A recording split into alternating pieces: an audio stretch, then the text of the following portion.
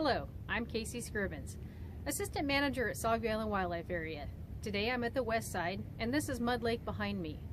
The West Side consists of 7 units with a variety of hunting options. Mud Lake, Steelman, Seal, and Holman Point are blind units where you must hunt from the blind or designated shooting site. Crane, North Crane, and Flights End are roam units where you may hunt anywhere within the unit boundary. Many of the West Side units are accessible by boat, and there are boat ramps located at Round Lake and at Steelman Lake. Boat access into Crane, North Crane, and Flights End is via the Multnomah Channel. The West Side check-in procedure is fairly simple. Hunters arriving will form a single file line with their vehicles. Check station staff will move down the line with a bag of numbered poker chips. Each hunter will draw 1 chip from the bag, and that number is recorded. You then tune into radio station 1580 AM and listen for your number to be called. Once your number is called, you can then proceed to the check station. A couple of key things to remember.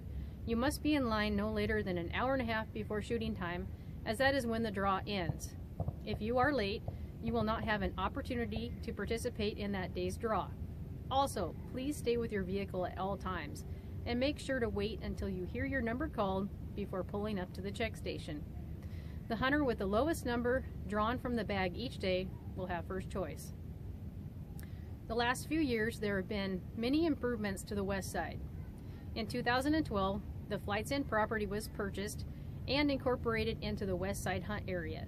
Recent habitat improvements to the Flights End unit include enhancement of existing ponds to inhibit the growth of reed canary grass and to promote the growth of native wetland plants.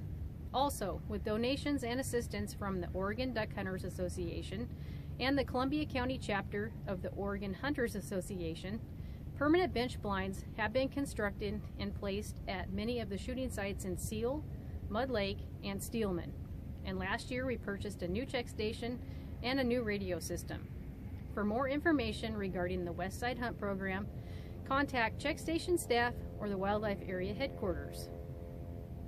The Columbia River forecast for the next week show conditions remaining at their current levels with low tides around 3 feet and high tides topping out at around 5 feet. The harvest last week was much improved from previous weeks. The temperatures were colder than expected, and despite bluebird conditions, good numbers of ducks could be seen moving around during the day. Saturday was a big day with the combined harvest from the east and west side hunt areas just under 1,000 birds, and almost every unit did well. Mallard and widgeon continue to make up most of the harvest. However, there were quite a few teal harvested, which until now teal have been rather scarce. The season total is now over 10,000 birds for an overall average of 2.2 birds per hunter. The current weather pattern remains in place until the weekend, when rain is expected to return. Currently, many of our ponds and lakes have a thin layer of ice. I don't expect the ice to last too much longer once the rain and warmer overnight temperatures arrive, but it can linger a little longer in shaded areas. And lastly, with the end of the year quickly approaching, I would like to remind folks that it is time to purchase your 2018 hunting license.